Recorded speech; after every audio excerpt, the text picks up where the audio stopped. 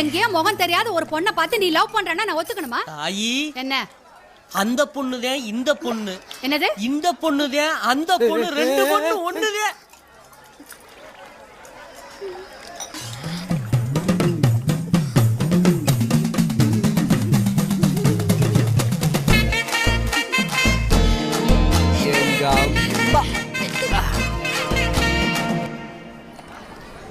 கற்பூர கன்னிகையே வாராய், அடி அளந்து அளந்து நயந்து நயந்து பாராய், நீ